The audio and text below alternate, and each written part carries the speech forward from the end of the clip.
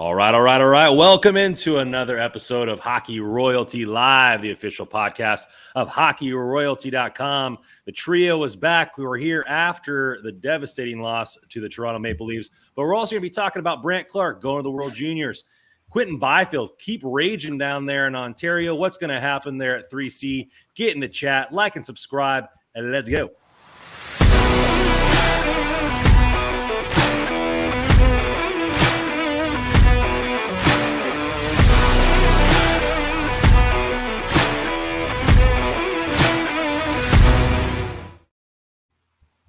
All right, guys. Well, we're back. First time back together for quite some time now. How you guys doing? I mean, obviously not a great game to watch before coming on here, but let's outside the hockey realm. How you guys doing? Let's start with Russell on that. Outside the hockey realm, I'm doing great, Randon. I appreciate you asking, buddy.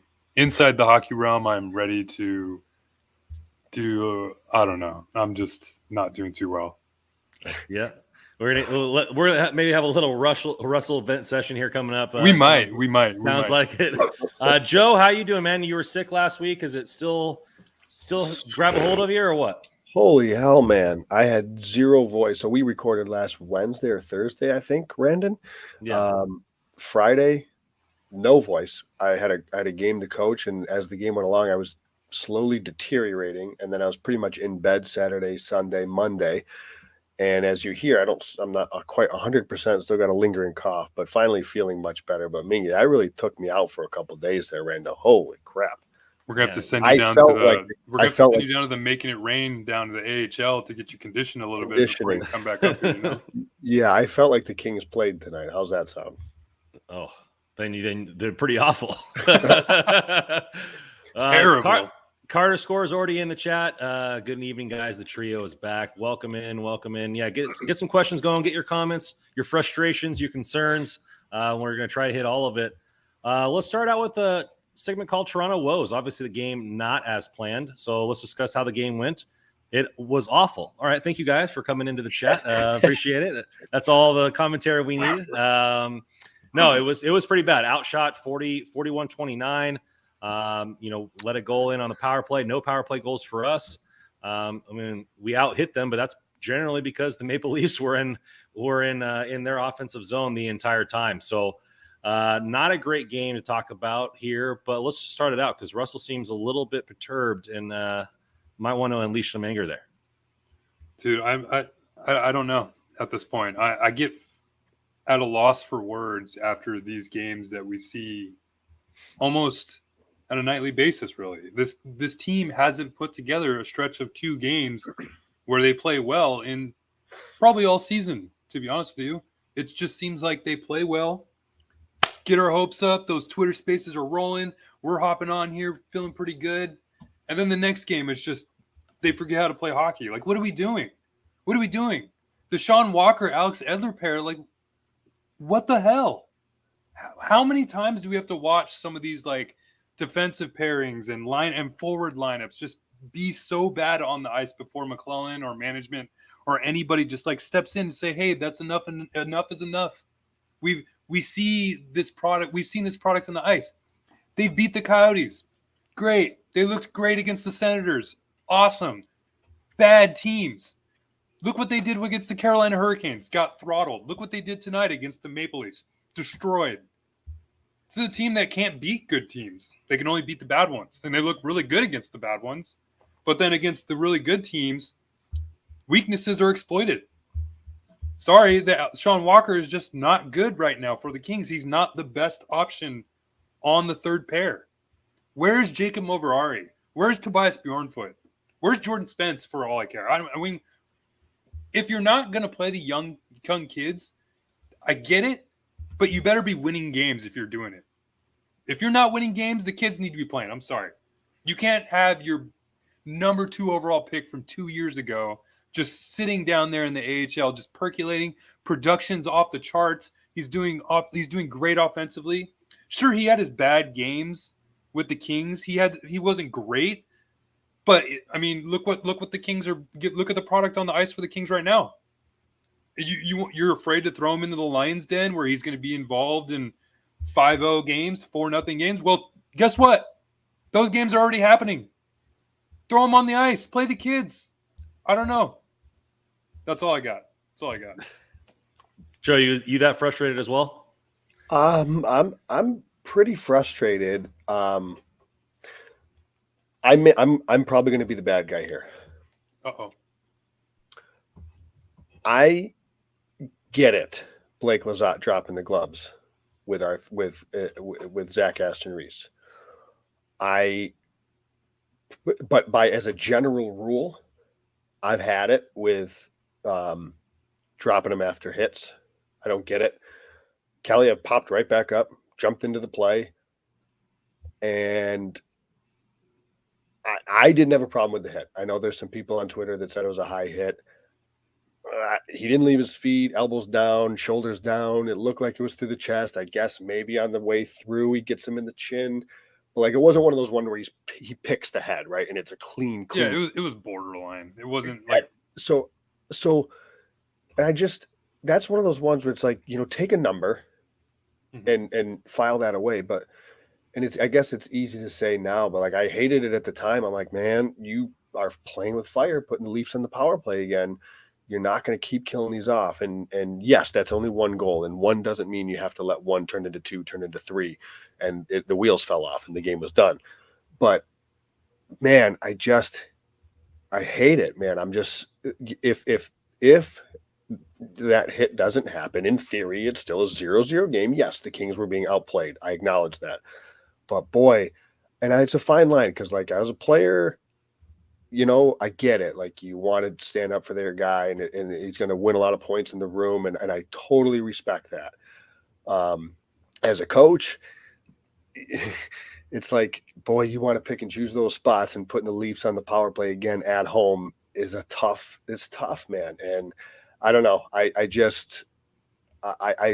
respect Blake Lizotte for what he did. I think everybody knows I love Blake Lizotte. He's a hell of a player. I'm a huge fan of his, and I don't hate him for doing that. It's just, man, it's the spot when it's a 0-0 game. You're trying to find your feet. You were just badly outplayed in the first, and that's an example where, boy, you just gave the other team a power play, and a lethal power play at that, despite the start to the season.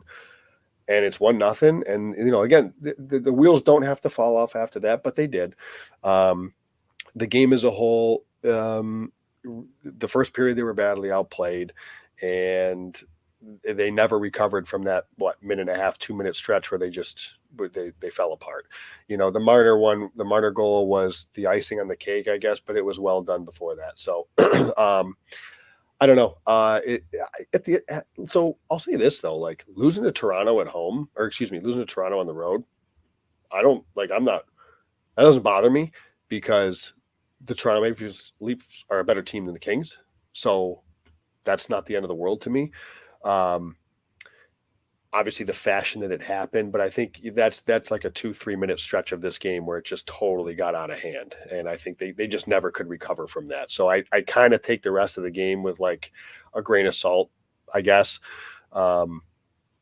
So all in all, in a vacuum, losing to the Leafs in Toronto, not the end of the world, but losing it when, we kind of helped them along the way.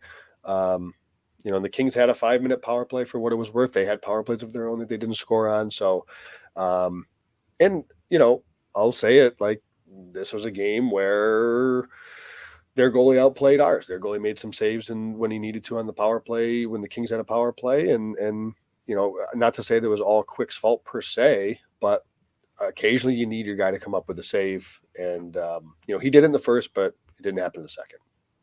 Yeah, you guys aren't the only one frustrated. We got some comments in the chat here. Edler needs to retire. Walker needs to not play another second in Kings jersey. If that's not frustration, I don't know what it is. It's frustrating having talent and not using it. Kempe at 3C is a terrible decision. Why is Byfield not here? Is he getting rewarded for killing it in the AHL? Flat out incompetence, not playing Spence, Bjornfoot, and Mavari. I think fans are just upset, and so am I. I mean, I think they said it on the broadcast. We haven't won back-to-back games in over a month. And so just not putting competitive hockey out there for multiple stretches at a time. This isn't the first game where teams have scored 3 goals in the matter of a minute and a half, like where just the wheels fall off.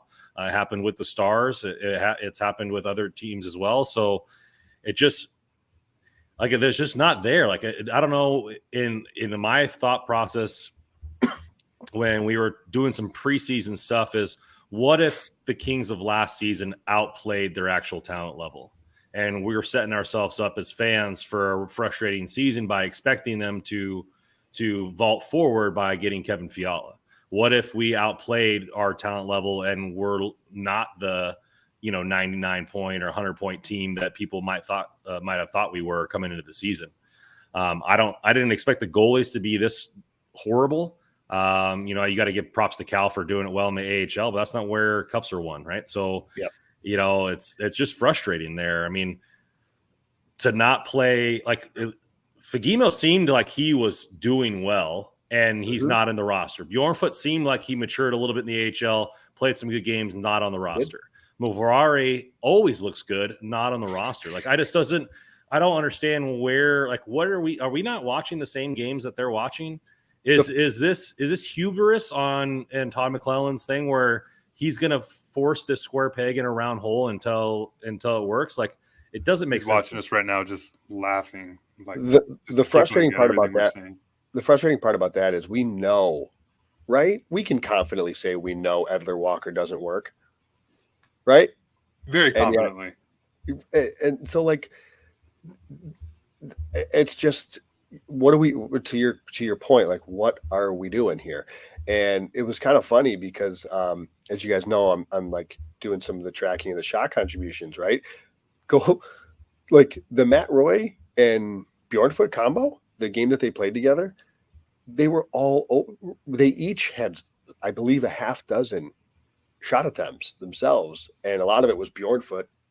Then I think he had 6 or 7 shot assists, did Bjornfoot. He was jumping into the play, he was feeding over to Roy. Roy was getting pucks at the net. Like, I thought he looked good. And it's like, we know Edler Walker doesn't work. And to just go to the well against a team like Toronto, you're just asking for it.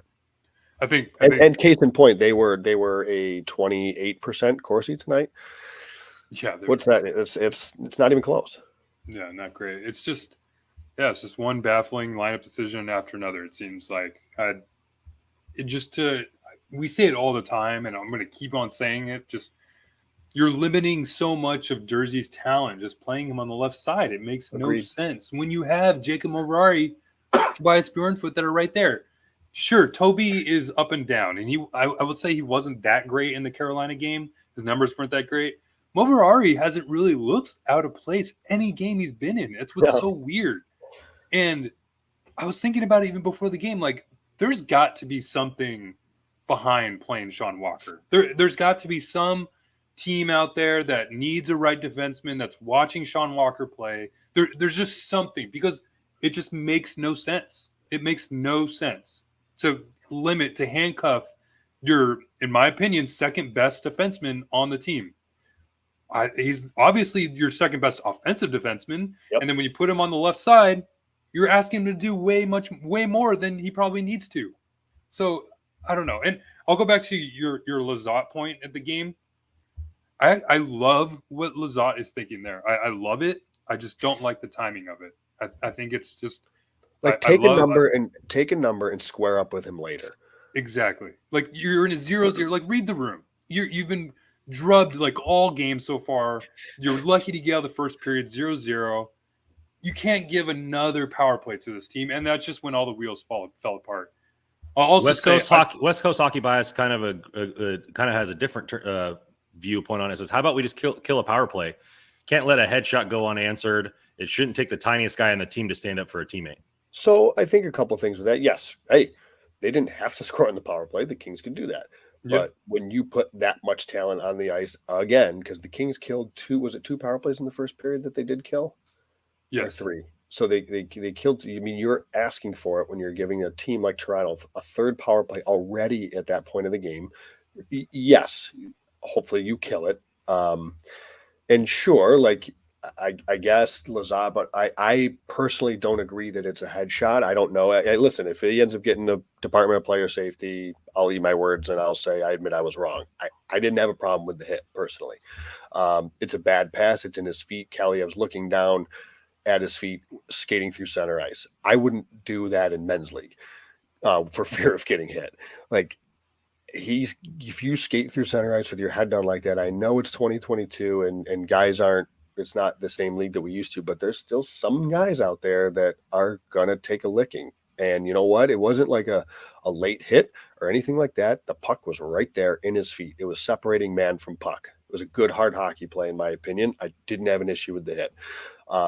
So no, I don't think, and Kaliev, if that was a true headshot, Kaliev popped right back up. Go watch the replay of when the fight started. Kaliev and Fiala were on a 2-on-2 rush going into the zone. So like, Kaliev didn't seem to be any worse for the wear. He was getting after it in the offensive zone, trying to score a goal. Meanwhile, and again, I love Blake Lazat. Don't get me wrong. It's just, as you said, Russ, the timing of it, it didn't like.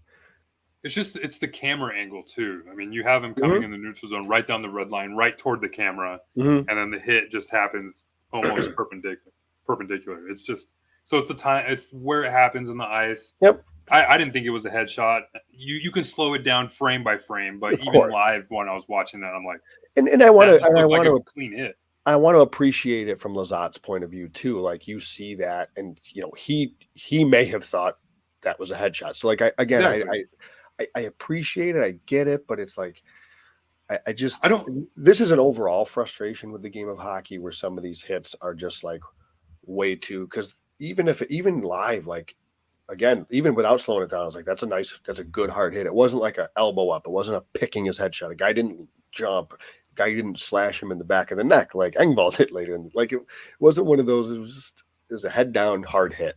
And again, I go back and forth because I do appreciate what Lazat did and brings, but it's like the timing sucked.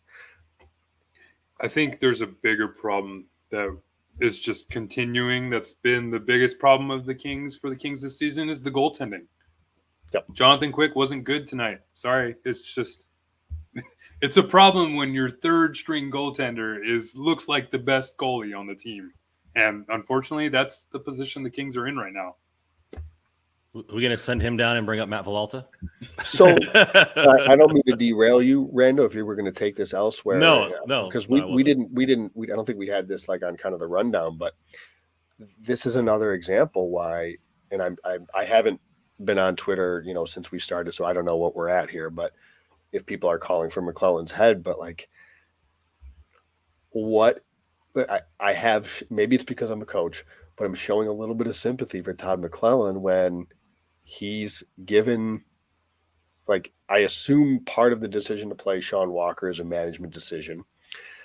He has given the goaltending situation he's been given by management. So I don't know. I feel like, for example, if Sean Walker, now since they've waived Cal, by the way, the door's open. Go right, waive Walker at this point. And again, I've been a Sean Walker. Like, I don't think Sean Walker's been bad, but it's just the current roster construction is poor, and unfortunately, he's the odd man out for me because Durzee's better. So Durzee slides in on the right side, and then you have the three lefties for the two spots of Bjornfoot, Moverari, and Edler. And I think it just flows a lot better that way. So again, is this on Todd McClellan? Excuse me, or is this a roster construction? You assume the dynamic of who starts every night is on T-Mac, right? I mean, outside of Clarke, the decision, which I think was probably a Rob Blake decision, you assume the rest of the lineup and the line construction is based on Todd McClellan. And if that's the case, he's not making adjustments, and that's my biggest gripe about him. He doesn't make adjustments. But 3C, his hands are tied again. He wants to shuffle the lines up, and the third line has been brutal each of the two games. Go look at they're hemmed in the zone. They've been 44 Corsi against Ottawa, 41 against Toronto, 29% expected goals against Ottawa, 12% against Toronto. They're getting hemmed in. Of course they're getting hemmed in. You don't have a third line center. So that's not McClellan's fault. The third line center right now is playing in Ontario. That's not McClellan's fault. That's roster construction. So again, I understand it. I get it, the frustration with McClellan, but there's some things that is roster construction. Is it not? No, you're right. No. I mean, Mhm. Rob Blake, I mean, there's a couple of Rob right here. Carter Score says Rob Blake needs to stop sitting on his hands and do something. Like it just, whether that means trade or it means getting a lineup that T-Mac can win with, I think it's both, probably. I'm just asking for one decent lineup for a couple games. That's all I'm asking for. Just play your best young players. Quentin Byfield, Jordan Spence, maybe Tobias Bjornfoot sitting there in the press box. And it's like you said, Joe. It's not even has nothing to do with.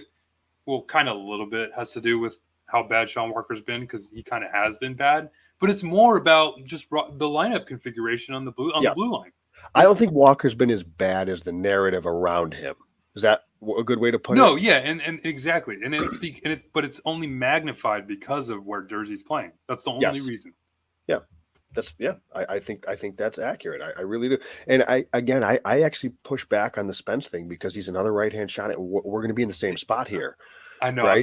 I'm I know hyperbole almost because I just would rather see any young player play at this point. I feel you. I get it, but I think like at some point there's got to be. It's just not working well on the back end with the current construction. It just isn't.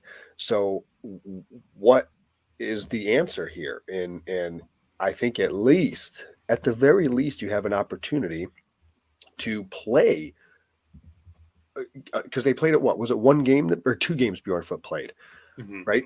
Like let's do it a week. Like give it a few games. You know, they played them two, and now we're back into this mishmatch of a decor that we're kind of fitting square pegs into round holes. And it's like, I think Bjornfoot, and I've been pretty hard on Bjornfoot, as you guys probably know, over the last year or so. I thought he looked good. I would play him again. I'm a big Moverari fan. I would play him too. Or either one of those, or you switch out with Edler and kind of get a rotation in there and get Jersey on the right side, and I think that would at least help. That's where I'm at with that. But I think part of this is roster construction. That's not to say I'm going to give McClellan like a full pass, but at some point here, and for all the credit that we and praise that we have harped and heaped onto Rob Blake, deservedly so, there are some instances here where it's starting to, rubber's got to hit the road here with the roster. Nav W coming in here. I'm okay with trading Walker for future considerations at this point. He was a college free agent who signed an AHL only contract. If a team wants to give us a 7th round pick for him, take the W and move on. You've been there for a while now, Rando. Yeah, I mean, what are you getting with Walker? You're sure right now. If I'm a GM watching Walker play, like, what are you really getting out of him at this point, right? I mean, you could claim him off of waivers eventually here in a little bit. Like, you're not giving up a 2nd or a 3rd round pick, and the chances of a 7th round pick making it into the NHL is next to nothing. So really, like, you could get him for a 7th if they wanted to trade him away. The Kings really missing that in their organization? Are they really be like, hey, like, yeah, this is going to really help us out? Like, if he scores, I don't know what, 10 plus goals by the end of the season, is he really getting a 2nd or a 3rd round pick where it's going to make our prospect pool better? No, he's probably still going to get a 5th or a 6th round pick. It makes no sense. Put the best effing team on the ice. Like, I don't understand what's going on here with that. Like, and the sad part is he's not even going to get it. He wouldn't even get a 7th round pick. No team wants his contract for next season. That's the problem. And so I don't know, just waive him at this point. Just put him back in the AHL. No team's going to claim him. You're probably not even going to get that much of cap relief. And maybe, I don't know, maybe the Kings are kind of up. They are up against it in the cap. They're up there. It's like $700,000 in salary cap space. So might be other mathematical equations going on in terms of salary cap, but you have to find a way to get.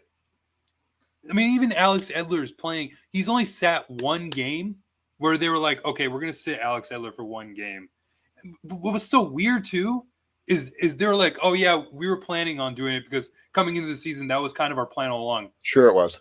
Where has that been? Sure it was. You sat in one game. Oh, No, that's your plan? That's your plan all of the season? Oh, we're going to wait 25 games into the season before we make that decision. Okay, that's fine. Because he's been looking – he just doesn't look good playing all these games. He needs to – this is a 35-plus-year-old defenseman, journeyman defenseman, getting up to 1,000 games. You can just see he's not that fast on his skates anymore. I'm just asking for one lineup with Mikey Anderson, Drew Doughty, Tobias Bjornfoot, Matt Roy, Jacob Morbiari, and Sean Dursey. That's all I want. I just want one game. Just give me one game of that, and let's see how it goes. If they lose 5-0, we've already seen them lose 5-0 with what they're going with now. Let's just try it out for one game. That's all I ask. I mean, amen to that. I mean, let's get both the kids out there. You know, I'm a big fan of the tuna there. I think it's West Coast comes here. Why even draft Baby Bjorn if they hate him this much? I think he's done everything they've asked of him. If Walker gets more than a 7th rounder, that GM needs to be fired immediately. LOL. Yeah, I mean the frustration's here in the chat. It's here in the studio. Let's move on here to Swedish reinforcements, which was Tobias Bjornfoot and Samuel Fagemo. Fagemo gets his first goal and point so far. Has looked good. Bjornfoot has looked good. What do we think about them being pulled up and where they fit on this roster as we speak? Or do they both deserve more playing time? Dude, it was so weird to see Sammy Fagemo not in the lineup. What was it, last game? Yeah. Score a goal. You're doing too much, kid. Stop scoring. You're going to have to go back, sit down, think about what you did. That's too much offensive production from you. You look like the only player that was willing to skate in the game against Carolina. And then you sit him. How did that make sense? Like, what? This is a player that you're looking for goal scoring. You're looking for some consistency, maybe a little bit of youth in the lineup. Sammy Fagemo played against men and out of Sweden. Passing his draft year, just keeps fighting. Been solid in the AHL. Been doing everything you ask of him. Comes up to the NHL and scores a goal. First NHL goal. You sit him in the next game. What the hell? What is that? Carl Grunstrom throws the puck back into his own zone. I love Carl. I think he has his ups. He has his moments. I don't think he's a future in this lineup. No. Open up a spot for Sammy Fagemo or even a Tyler Madden. Like, give me something. Give me some youth that can get me excited. It's funny, Russ. Fagemo, like you said, he scores a goal, primary assist. He's got 2 primary points in 2 games already. Too much. It's too much. I can't hear it. Too much offense. And listen, I get it. It's 2 games, so I'm not going to go crazy of like the per 60 thing, but like he leads in per 60. His he had 7 shot contributions in 2 games, which again on a per 60 is already one of the tops on the team. Like he was doing what you asked him to do, and he produces on top of that. Like not only is the process going okay, he's generating shots. He's an offensive player. That's what he's there for. He's doing that. And then also he gets a goal and assist in 2 games. And we got to sit him down. I don't get that personally. But he's still on the roster right now, right? He's just sitting as far as I'm aware. Yeah. Yes, he is. It's crazy. But you know what though? What's more surprising to me is Bjornfoot. Like they bring him up. He's had a good start to this. Good start to the season in Ontario. They bring him up.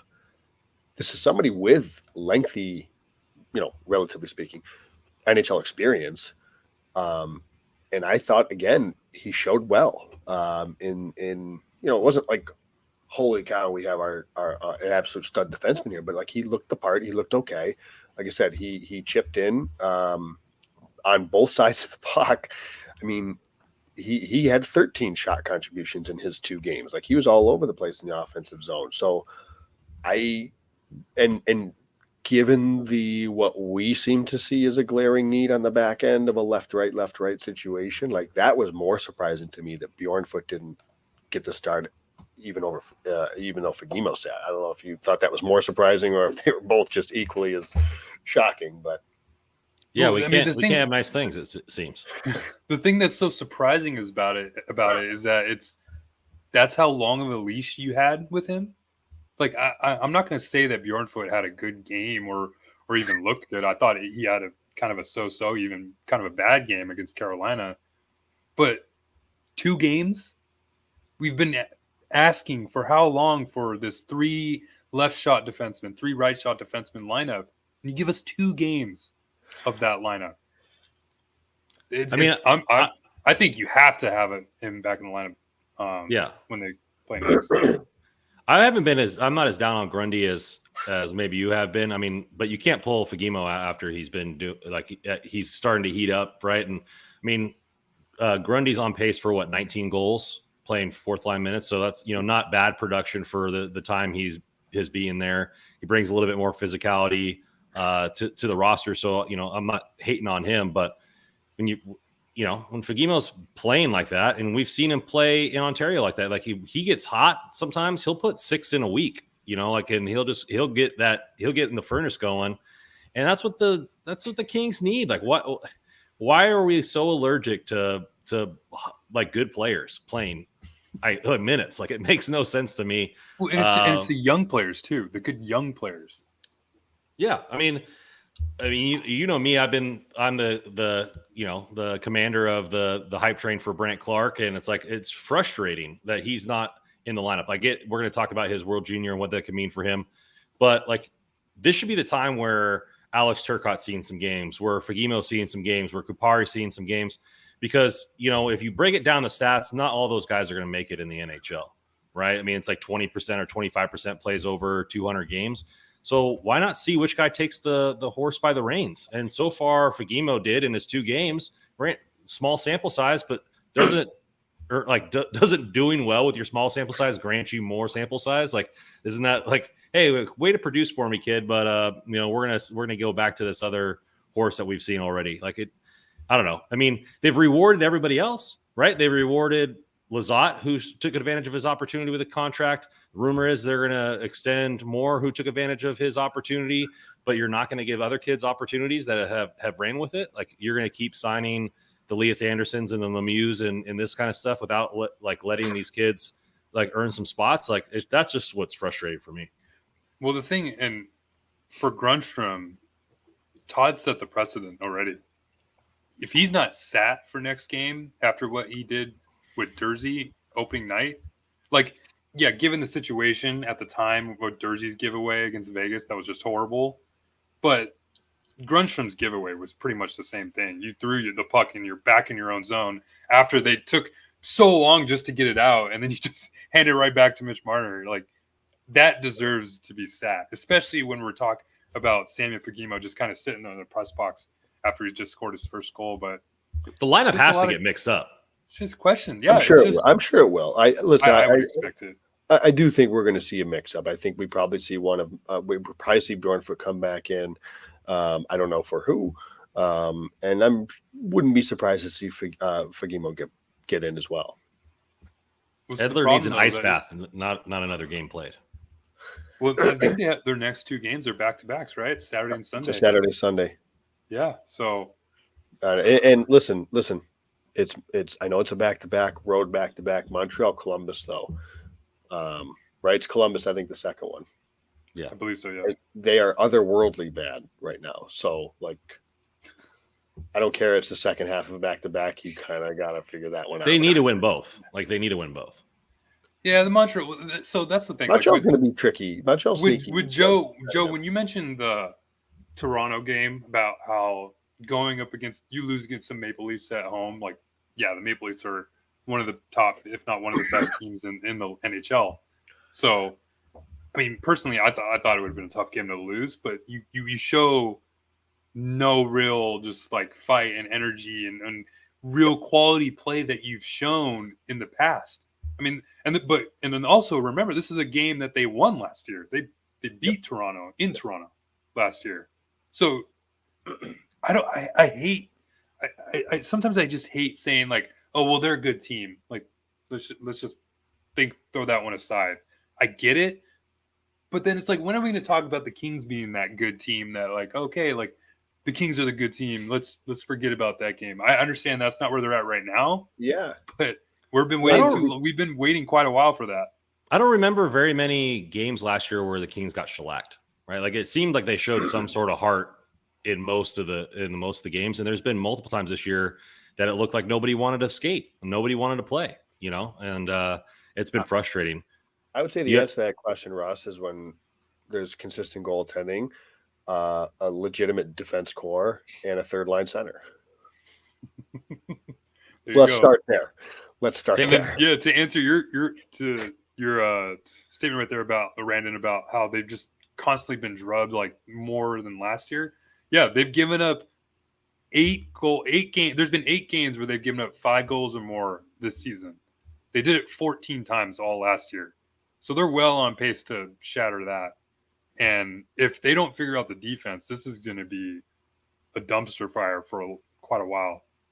Carter Scores comes in here with a fan question, and I don't know if we switch out player here for there, but if Fagemo continues to merge over time, do you consider putting Kempe in a package for a goalie or put any other player there? I mean, he put Kempe there, but I mean, if you see more production from one of these youngsters, do you get rid of a Kempe? Do you get rid of an Iafallo or Victor Arvidsson for more pressing need in between the pipes?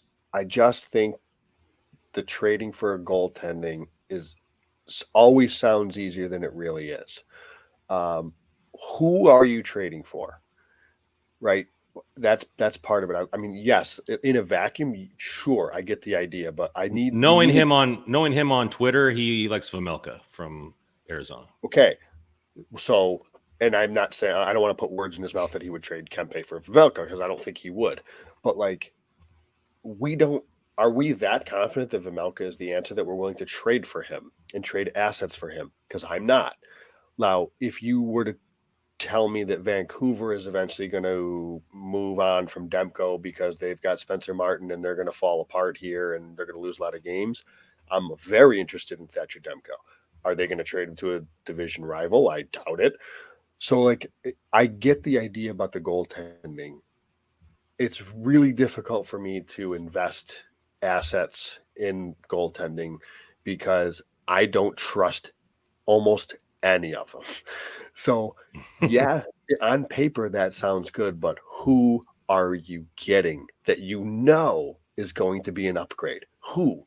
Because there's probably 5 goalies in the NHL right now, maybe, that you can probably feel like, I know I'm getting an ace tonight from this guy, right? So you better be sure, which the Kings, they took a chance with Cal, and to this point it has not worked out. But like, do you want to double down and trade assets for something for a position that, again, boy, you got to be right. And it's a position where it's tough to be right on, because what happens is you get guys that kind of come out of nowhere, like a Jordan Binnington goes on this run. Do you want Jordan Binnington now? No. So like, again, it's such a hard position. It really, really is. So love the idea. And no, by the way, in terms of Kempe, like I don't necessarily I really wouldn't trade Kempe for a goalie. You better be getting a damn good goalie. And I don't know who's trading a damn good goalie for a scoring winger personally. So I'm going to say no on Kempe, but to his idea, like, is there a package of, is it Fagemo perhaps? Like, he's the prospect, right? Is he the one? You've got your wingers, right? We've got Fiala, you've got Kempe, you've got Kaliev. You kind of got your wingers in place here. You still have some guys, prospects coming into the system. So is it Fagemo in theory? I don't know. But so I just am so cautious when it comes to assets and goaltending. I don't know. The West Coast coming in here. Any goalie with over a 900 save percentage might be a massive upgrade. Yes. And Chris Perez comes in and says, serious West Coast, if the Kings could just get average goaltending this year, we would be a lot better. Agreed. But my point is that doesn't mean I'm willing to trade a good asset for that, because like, you should be able to find that and get that for peanuts, realistically. Is there a comment you want me to throw up there, Russell? Was that what you're asking? Yeah, I was just laughing at CJ's comment. It's hilarious. I don't know if you want to read it. Yeah, I took a bowl prep tonight for a colonoscopy tomorrow, and it's going better than that game tonight. Very much so.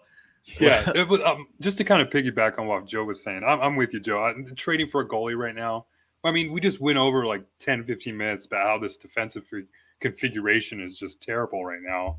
You have to find a way to bring in a good defenseman if you're not comfortable playing the young ones that are just kind of sitting there. So make a trade for a defenseman over a goalie.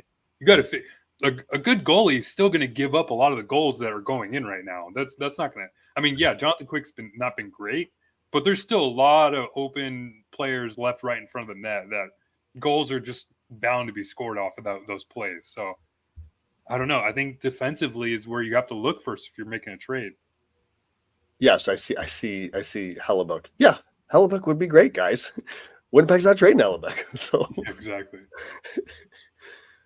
Getting over here not to nothing, like what is I don't want to belabor the point, I guess, but I just don't like investing in goalies. Sorry. So right here, investment for the Kings, though. 8th overall pick, Brandt Clarke gets loaned to the World Junior Championships for Team Canada. Multiple snubs, has a chip on her shoulder. I hope the kid just freaking blows the doors off that place in this tournament. Right move by the Kings to loan him. Was it inevitable at this point because they refused to play him in the NHL? Like, how did you feel about this move? So weird, Joe. Remember, like a few weeks ago, we were talking about this, and you were like, "There's no way they're sending him." Remember that? Or was I think so, right? Because, well, no, I think I said if they're not going to play him in the NHL, then he's definitely going. Yeah, exactly. But my thing was, and I know you were a big fan of it, and like I get it, it's just like it's just a lose-lose for me. Like, what can he if he doesn't show out? I guess it doesn't matter what anybody says at this point. It's not like he's got draft stock that can plummet or anything like that. So maybe it doesn't really matter. But if he plays great, you kind of expect him to play great. If he doesn't, is it how bad? I don't know. What does that do to him? Does it hurt his confidence? I doubt it. Doesn't seem like a guy that gets overly rattled. So I guess, yeah. I mean, the situation, it goes hand in hand with the Kings' current roster construction, right? Because he would throw another wrench into this whole thing of another right shot D. And so what do you do? So, yes, it makes sense for him to go and play in the World Juniors. And if anything, it buys time for something to happen here. Well, I don't know what the Kings' plan is. I don't know, obviously, what they're looking at doing. In the market, if anything, but it buys them some time to continue to evaluate what the NHL team has and then see where Clarke fits after the tournament. Yeah, at the time we were talking, when you were it was just puzzling to think about. It just didn't make a lot of sense. And that's kind of where I was like, it just feels, by the way of not playing Clarke, they're just kind of showing their hand that this is the direction they were going. And it seems like there's some more important contractual things that in the reasoning why he's not playing, but is that the right decision? Like, that's what Rob Blake seems to be prioritizing here, is Brandt Clarke's future career in terms of financially with the team. And is that the best decision? I mean, right now you could probably argue it's not, with the way that the defense is playing. When Brandt Clarke was in the lineup playing with the Kings, he didn't look bad. He looked actually pretty good. And I think his numbers are actually really good too. So that's why it just goes back to, there's got to be something bigger here with Sean Walker. Like, I want to go on this Dateline investigation over why the LA Kings continue to play Sean Walker, because it makes no sense to me whatsoever. And now you have, he's gonna hate you, but I hope he doesn't listen, man, because he's gonna hate Russ. I'm sorry. It's just and it's nothing against him as a player. It's right. I mean, granted, he's probably not like the top 4, top 5, maybe top 6 defenseman on the team. But it's nothing against him. It's just the way that the lineup is configured. That's the only reason. You have 4 right shot defensemen and Sean Durzi, who's in my opinion, your second best defenseman, is being handcuffed on the left side. And just to go back to Brandt Clarke, I'm with you. I just want to see him kill it. He's been snubbed by Canada. He's going through for sure. Yeah, he's going through so much this season. They're just up and down, yo-yoing. Like, think of all the stuff he's gone through all summer. Rookie camp in July. Then goes to the Canada World Juniors camp, gets cut, goes to rookie faceoff, plays almost every game in the preseason. Then he plays like 8-9 games with the Kings, goes to the AHL. Then he's sitting in the press box. Now he's at World Juniors. Like this timeline that he's going on is just a constant yo-yo of him just going back and forth between leagues. I just hope he finds some confidence. He continues that confidence that he has and just takes it to the World Juniors and just thrives. Yes, I hope he has a great tournament. The one thing I'll say, so it looks to us as those on the outside and his fans and whatnot, that it's this yo-yo situation, as you mentioned, Russ, and this uncertainty, and man, he probably wakes up every day and he doesn't know where he's going to be. Is he going to play? I don't think it's that. Like, I am very, very confident that the Kings staff he knows exactly where he is. So I bet he wakes up every morning, going to the rink. He's getting great coaching and development at the NHL level, which he would not be getting, if he was in the OHL. So I don't want to overlook that. Like, yes, playing games is important, but so is getting NHL coaching and development up here. So, like, it looks chaotic to us, but I'm certain it's not for the player. So I actually am thinking he's probably pretty, obviously he wants to play. He's a competitor. He wants to play hockey.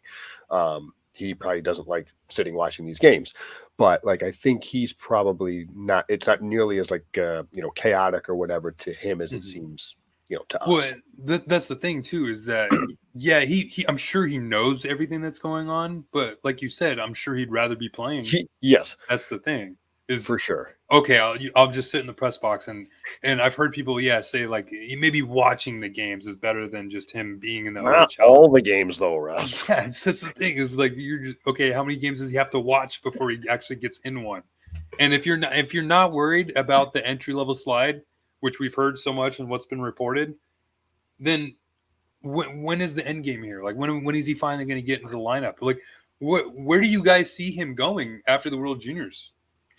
I just think this whole thing is BS, to be honest with you. Here we go. Here comes the captain of the Brandt Clarke. Yeah. I organizations that nickel and dime over the slide of the contract, this and that. What is the point of all that stuff? If Brandt Clarke showed that he wasn't ready for the NHL and you don't think he's serviceable to go back to the OHL, but he's not really an NHL player and doing all this but he's shown that he was. So then what's the point in not burning that, right? I mean, and then if he proves that he's worth the 8th overall pick and is the next heir apparent and is having great seasons and we have to pay him more money sooner, then great, because he's a great player. I don't understand what's wrong with paying great players. You think the Avalanche are oh man, we have to pay Cale Makar so much money because, he burned his contract. And it's no, they don't care because he's dominating the league, right? It makes zero sense to me about going nickel and diamond and going up and down. I really don't understand this, because they could have easily loaned him. He could have played in the NHL and then they could have loaned him to the World Juniors if he wasn't playing well. If it makes no sense to me what they're doing. He doesn't get in the game, then he plays 6 games straight, and then he's sitting all this time, and then they're sitting him to use this loophole that I've never even heard of until this season, and now this team and the Kraken use it with Shane Wright. It just makes zero sense to me what's going on. He's shown that he's better than Walker. Put your best players on the ice. Aren't we trying to win? It wasn't the whole thing in the press conference in the beginning of the season. Expectations are higher. We should be winning games. We should be winning a playoff series. Well, the roster on the ice doesn't say so. The nickel and diming by the organization doesn't say so. What is going on here? You're trying to get Walker to showcase him for what? If Clarke is better, play him. Waive Walker for all I care, right? The experiment on the left side for Jersey and Walker hasn't worked. Play Bjorn Footer Mavari. It really makes zero sense to me, some of the moves that are making. And I get your frustration, Joe, with the organization, but he's easily one of the top 4 best defensemen on this team, in my opinion, already. So play him. He's only going to get better as the season goes along. It makes no sense to me why they're doing this hodgepodge stuff with his career. If he's playing NHL games, isn't that better than him playing World Junior games? Yes, it is better for his development. So I just don't understand what's going on here. In my opinion on this is a situation where you have an organization that is on that fringe of what are we? Are we contender, or are we still in build mode? Because not according to Rob Blake. Well, or any of the players. They say we're competing. the play, sure, they're going to compete, but like in this, the example that you're giving is a real life example of the team saying, we're sort of contenders, but we're still building because we're still worried about the contracts, like his contract status, his 10 games, his entry level. Whereas a team that I think was like, okay, we're seriously like, let's win now. Let's get this talented kid in here now. They don't care about that. So I think part of it is the organization has kind of in some ways dipped their toes in the water as to like, we are just ripping this Band-Aid off and we're going for this now. We're doing it. Let's go. That's my opinion. I don't know that that's right, but that's my opinion on it. Because again, I think you do it. You go make some trade for Kevin Fiala. The prior offseason, you get Arvidsson and Danault. Like in theory, like you are really taking these steps. But then you like you said, Randy, you have one of your defensemen that seems pretty clearly is NHL ready, and would provide some spark and some offensive punch from the blue line. And we're worried about an entry level contract. I get it, cap era, etc. But what are you trying to do? What is your goal here? What you're trying to accomplish? Because I think we all would agree he is a better option than the guy that has been the whipping boy on this podcast, Sean Walker. I apologize to Sean Walker and his family, but exactly. And that's why I laugh at all the people that ask me like, oh, what do you think is going to happen when in 3 years when you have to pay Byfield and Clarke and all these players? If you have to pay, like you said, Brandon, if you have to pay them, then that means they're producing. There's a reason you're paying them, which is a great thing for the Kings.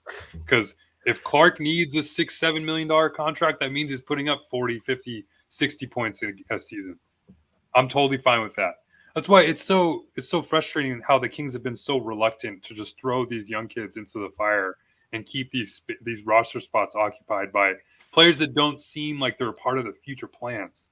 Like they're thinking 3 years ahead instead of thinking right now, which is a question I would love to ask a player like Jonathan Quick. Like, hey, what do you think about the Kings not playing what seems like to be their best young players while you're sitting here kind of toward the twilight of your career, hoping to maybe challenge for another Stanley Cup? How does that make you feel?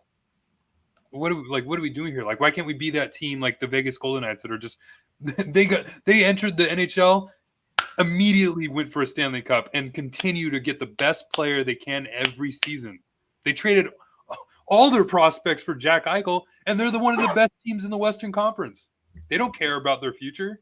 It might become a problem, but sure. Apparently reports are the salary cap's going to be going up in $5 million in 3 years. That problem might never come to fruition for them.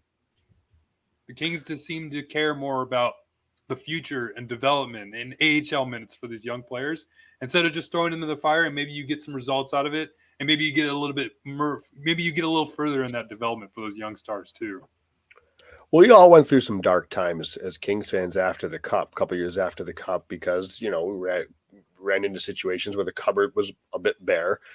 But I think as fans, we were good with it. It was way easier to swallow losses and losing streaks and down seasons when you can kind of look up at the wall and see, oh yeah, we got a couple of championships. Those were fun. It was worth it. And that if you do it right, you can build things back up and be a good team again. So at some point, the Kings are going to have to kind of start to empty the cupboards. Like they're still loaded with prospects. I mean, what have they traded here over the last year or two? Right, Brock Faber and Brock Faber. Yeah. I mean, you're looking at the amount of prospects we have, and like you have the Fagimos, you have all these guys, and then you guys we still have guys lighting hat tricks in the OHL and Francisco Pinelli, right? You have Kasper Simon-Tybalt, who's looked good in every opportunity he's had for Team Finland.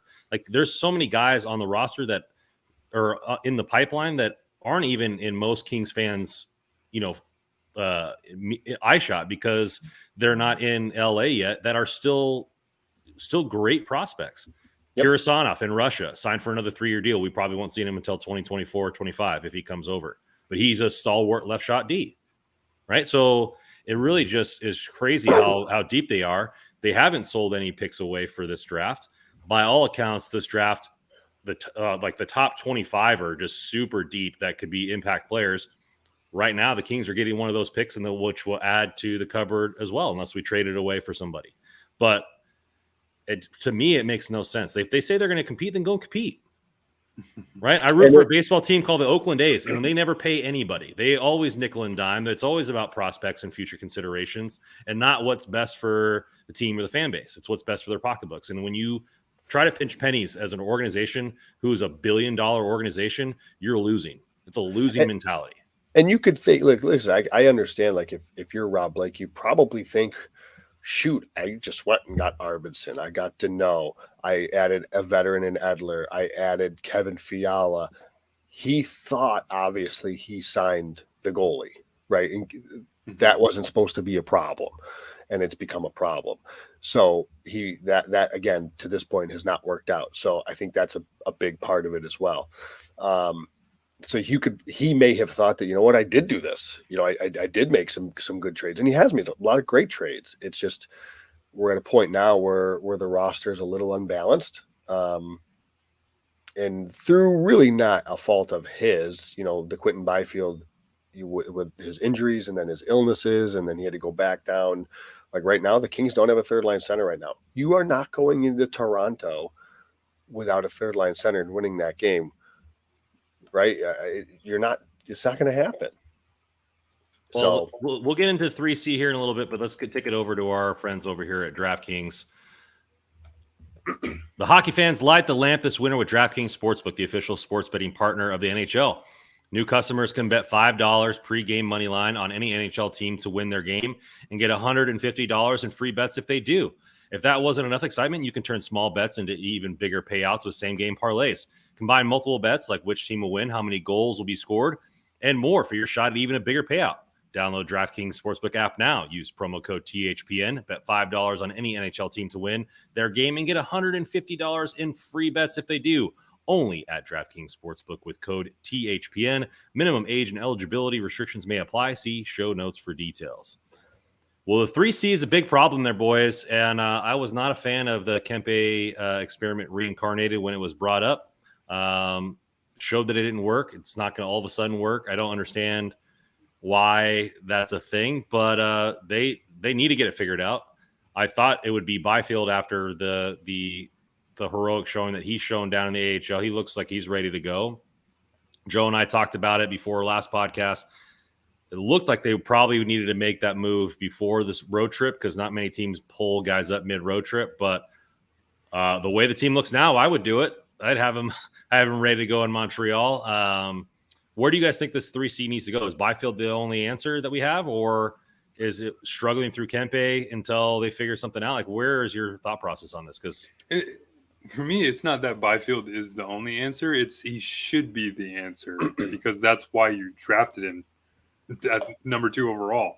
You drafted him to be your franchise center, and we're 2 years removed from the draft, and he hasn't played more than 60, 70 games yet in the NHL. Like, I get it. He's gone through injuries, illness, but you put up a hat trick in the AHL. Just everybody's raving about him. He's looking good. I've watching a lot of his games. He's looked pretty good. I thought for sure he'd get a call up before this road trip. Now you're kind of stuck. Like you said, Randy, you don't see a lot of players get called up in the middle of a long 6-game road trip, especially when you have to fly them from Los Angeles to Montreal to join a team after they just lost 5-0. That's a tough situation to throw in, and you handcuffed yourself thinking you could. It's just weird because why are you retrying this Kempe experiment before we go up on this long road trip? Like, now you're stuck. You can play Jared Anderson-Dolan back at center with Velarde and Kempe. Quint Byfield was your best option. If you lost 5-0, it would have been no different than what happened tonight. You should have called him up and gave him the chance. Yeah, I immediately didn't like it. I get it because I guess the other option was Lizotte at 3C, Anderson-Dolan at 4C, but that's still not a good option because you're putting Lizotte, for as much as I like his game, I think he's a great, and I don't think I'm overstating that. I think he's a great 4th-line center, but I don't know, if you want to give him those minutes consistently. That said, I'd have rather gone with that over what with this. I really would have, honestly. Because yeah, I mean, listen, Velarde and Kempe are not centers. They're not. They didn't move from center to wing because they were too good at center. I promise that. So, like, I guess in McClellan's defense, again, this is the roster he has. He's trying to make the best of it. And I don't like it. I think part of this, I really would have done, like I said, I would have gone Lizotte, Anderson, Dolan as 3-4. But again, Nav here's agreeing with you there. But that's not to say that that's good either, right? But No. I do think that would have been better. But that there's a trickle down, right? Because Iafallo is on that third line, and if you take Kempe off of center and you move, say, Lizotte to center, and then Anderson Dolan, are you putting Lizotte or Anderson Dolan, Iafallo on the fourth line? What are you doing with the rest of the lineup? Because you have to move one of those wingers at that point, and maybe that played into this as well. Is McClellan not wanting to do that? Again, I get it, I understand it. That's just my take on it. I think you better figure out 3C like sooner than later, because two failed centers, and I like them both as wingers quite a bit. And there's a reason that they've excelled as wingers since the move to center, move away from center. So let's just let them flourish in their roles as wingers. And we got to get 3C. And yeah, so I think 3C organizationally, the best option is Quinton Byfield. Let me ask you this. He's the only option, in my opinion. Well, let me ask you this, though. What if Quinton Byfield is not quite ready for those 3C minutes in the NHL? Do you put Blake Lizotte as 3C and Byfield as 4C? Is that feasible? Russ hates that. No. He's playing 20 minutes. He's playing 20 minutes a night in the AHL. Like how much harder are the minutes? Are we talking? This is the thing. This is why This is why my expectations coming into the season. It was either you make the playoffs or your young stars get some development, or get some playing time, and take the next step in their development. I don't even care if they're bad, as long as they're playing. That's all I cared about. So they're not making the playoffs right now the way they're playing, and the young stars aren't playing. And put that last comment up by Zach the Kings fan, the one that you just had up right before. The vibe line? Yes. Your young star, the future franchise center for this team, was probably playing his best hockey with Alex Iafallo and Gabe Vilardi. Gabe Vilardi was thriving. That was exactly when he started his trajectory, his breakout performance this year. Alex Iafallo was doing everything Alex Iafallo does with that line. Iafallo's healthy. Gabe Vilardi's around. Why isn't Byfield playing with them? That line was great. So let me ask you, because I completely agree. But remember, there's that trickle down now. So what happens to the rest of that lineup? Because does Kempe play fourth line? Do you put Kempe back up with Fiala and Kopitar, and Kaliev moves back down to the fourth line? Because right now, so what you're doing is you're taking Kempe off that line and putting Byfield. Agree with it. But where does Kempe go? As much as I hate it, I think you just have to put him back with Kopitar. I like the idea of Kaliev on the first line. I just don't think he's there yet. When has Kaliev thrived? It's been with Blake Lizotte and Brendan Lemieux. And on the power play. Yeah. Exactly. So, and that's why I say, like, if you're not going to play Arthur Kaliev more than 12 minutes a game, I'm totally fine with that. You better have him out there every power play chance you get, because he's easily your best weapon. Keep him rested for that, because it doesn't seem like he's ready for those first line minutes. So as much as Kopitar and Kempe is struggling, you're pretty much just, robbing the bank to pay Paul? I don't know how that works. Robbing Peter to pay Paul. There you go. Thanks, Joe. You're robbing Peter to pay Paul by taking away all that good production from the IFL, the vibe line, just to help Kopitar with Kaliev on the line. Put Kempe back with Kopitar and Fiala. It's had its moments. Have Kaliev back on the fourth line, and then you have a really good third line that was working at the beginning of the year. Try that again. Yeah, I just think it just comes back to this whole Quinton Byfield thing. Your frustration is my frustration. Is that, like, all these top prospects that we picked in every single draft, the only person that is playing somewhat decent hockey is Vilardi. So, like, and he's having his best season so far. So I'm not going to discount his season, but it's like we play a team like Seattle, and like Matty Beniers looks like a second overall pick.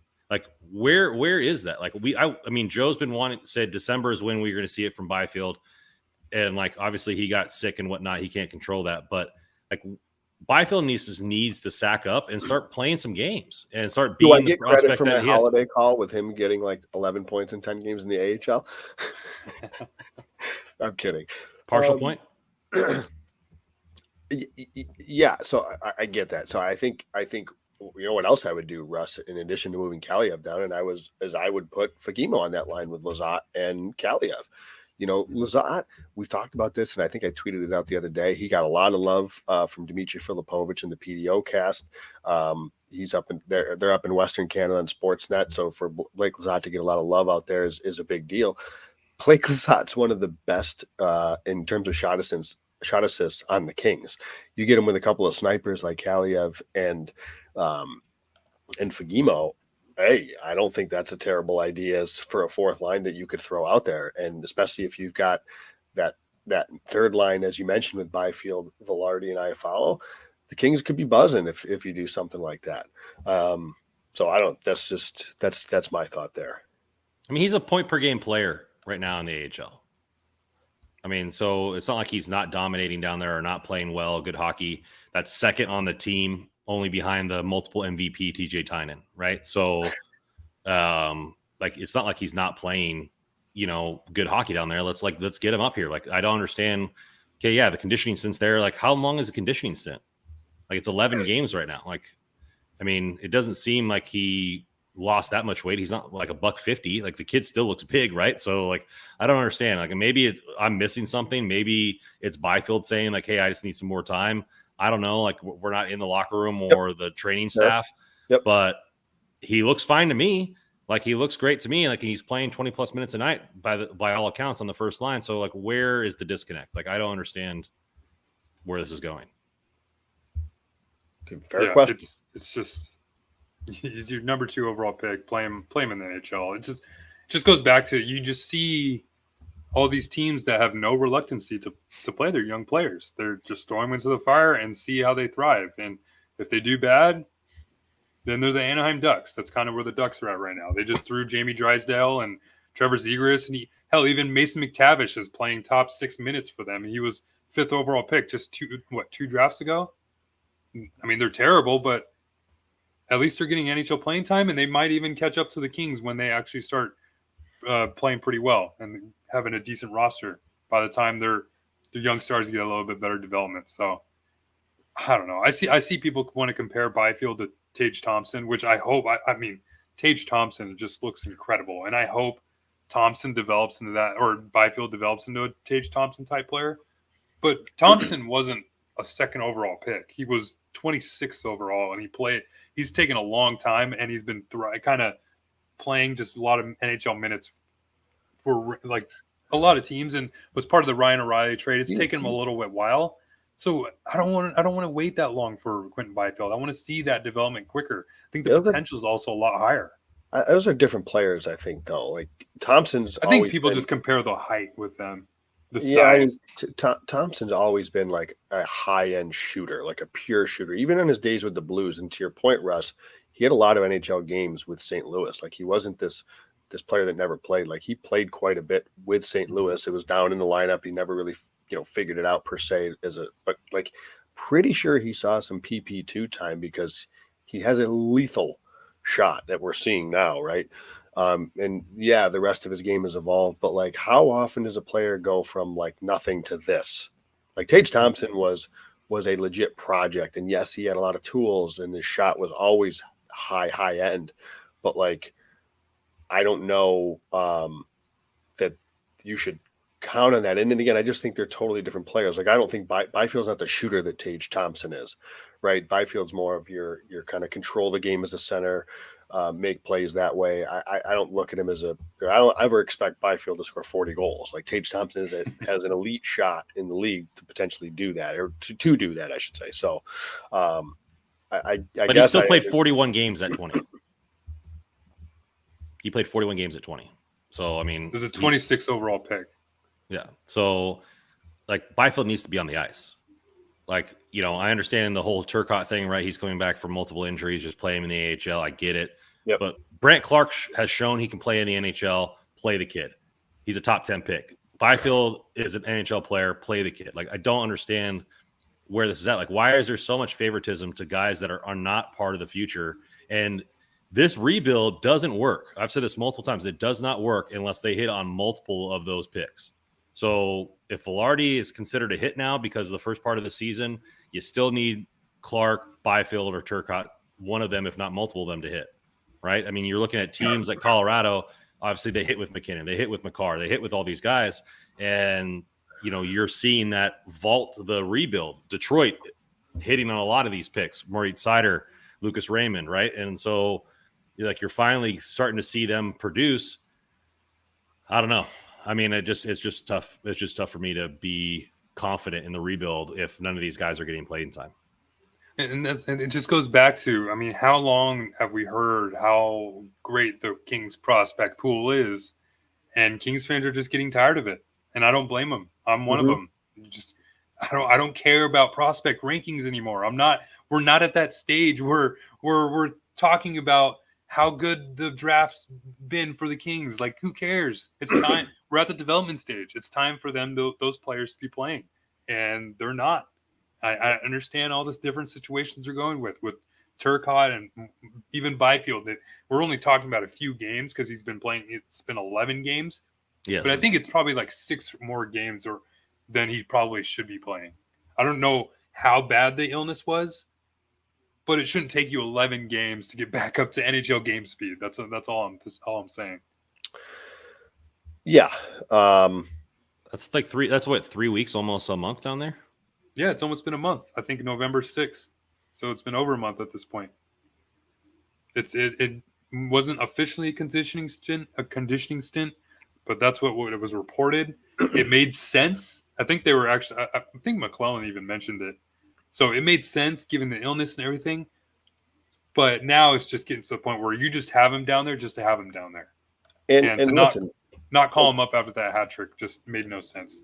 And I hate to say it this way because obviously like they're players, they're humans, they have lives, they have to move and all that stuff. But like these players are also the prospects that you build. Like draft picks are assets and prospects are assets that, if you're going to look to make a move and make steps to address needs and address holes on the roster, you're going to trade assets to do that. And generally those are future assets, be it picks or prospects. And with the cupboard as loaded as the Kings is,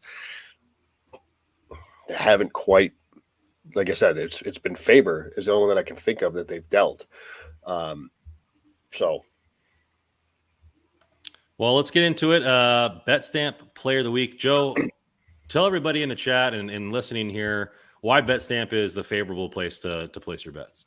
Well, I can give you a real life example. Like just last night, I saw the Florida Panthers were home to Detroit, and Florida was minus 179 at Bet Rivers. And I said, wow, that seems really low. It seems like this would be like a minus 200 type of game. And sure enough, the closing odds today, I think, were minus 213. So I was able to do that by I quickly open up Betstamp and simply look at the odds. And I'm in New York, so I have all the sports books that are available to me in New York. And I'm able to line shop. And I think the best, a couple of ways to be successful and win money in sports betting is one, get closing line value. So beat the closing odds. If you can get the best of the number, then you're going to be, better off in the long run. And to do that is to line shop. And the best way and the easiest way to line shop is using the Betstamp app. I've been using it since betting became legal here in New York, and it's been a game changer for me. It tracks everything. You can follow me and you can track every single one of my bets, which included, like I said, Florida. And I actually did a live bet on Ottawa, and they were winning, and then Dallas just tied the game as we speak. But you can track your bets. It does it for you. So you can see your record. You can see your records on in different sports that maybe you do better at. If you do better at win over-unders or money lines, or if you're a football bettor, you do better with spreads. taking underdogs. Like it's able to track all of that. So there's just it's just a game changer if you're somebody that is into sports betting, and I could not recommend another app. And then if you wanted to follow people that sell picks, or if you want to be somebody that sell picks, you can trust that these people's picks are accurate because they are tracked and they are verified on Betstamp. You can see their transparent record right there. So you can say, well, I don't want to follow this guy because he's losing, or you know what, this guy's got a winning record and I want to follow him and track his plays. It's all right there on the app, and it makes it so easy. And it just makes the sports betting it's a totally different way to approach sports betting. Well, let's. How about a different approach of picking your Betstamp player of the week, Joe? What do you want? Who do you got this week? I'm going to give it to one of the new guys that was called up and played, and I'm going to give it to Phoenix Copley. Like, I think he came in, he played a really strong game. Like, he gave the Kings something that they haven't had all season, which is a good start in net, which has been few and far between, and he does it on the road. And again, I know it's just one game, and I don't think Phoenix Copley's the answer by any stretch of the imagination, but to get called up, in a tough situation, a team that hits the road, you're joining them on a road trip, and he comes out and pitches a good game. And I give him credit for that, because it's not an easy spot to be in. In his first game as a Los Angeles King, he picks up a W. So he is my Betstamp player of the week this week. Nice one. What about you, Russ? I'm going to go with Matt Roy. I feel like that's a player's name we don't talk about enough on this pod. And maybe that's a good thing. With all the other players that we talk about, it's been a lot more frustration than good. But with him, it just seems like he's just a constant, just good NHL player playing defense. And unfortunately, he's the one that has to be paired with Jersey, who's playing on his left side. And maybe we're not talking about enough about how much that's impacting his game. But the last couple of games, last week or so, he's a +3, highest on the team, and he's starting to step up and places, be a little bit more offensive. So Matt Roy is just a constant for this team. I don't know if is a part of the future of this team, being is that he's also a right shot defenseman with all the right shot that we've been talking about. But I think when he's been in the lineup, he's been good, and he just continues to be a good player for the Kings. So I'll give it to Matt Roy. Nice quality pick there. I think honorable mentions for me is going to be, Fagemo for getting his first goal. Great moment there. In the 2 games that he played, I thought he was one of the standouts in both.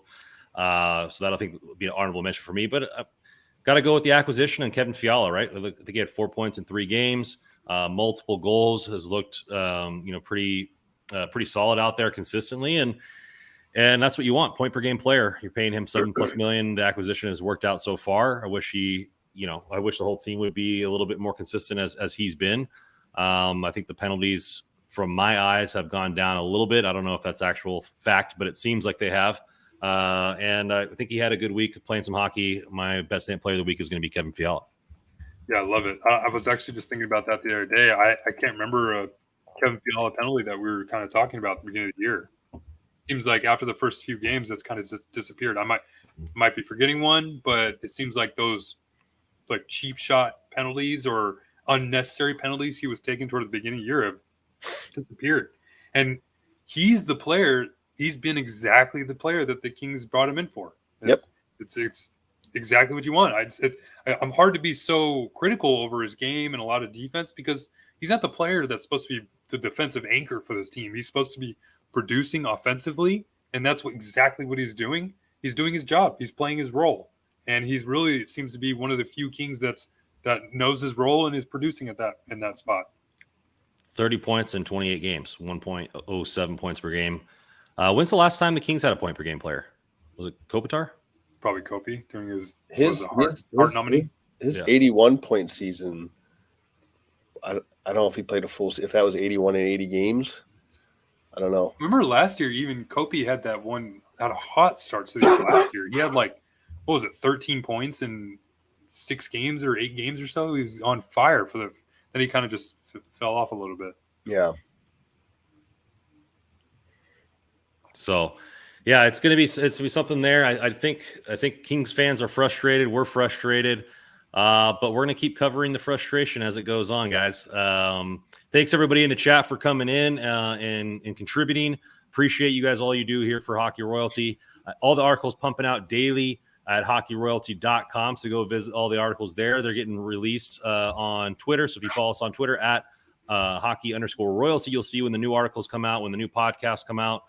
So follow us there. Follow Russell at NHL Russell, Joe at JW Paterino, and me at Rando Commando 24. Guys, let's see if we can put it together in the rest of this road trip. I think they need to get 4 points in that back-to-back this weekend.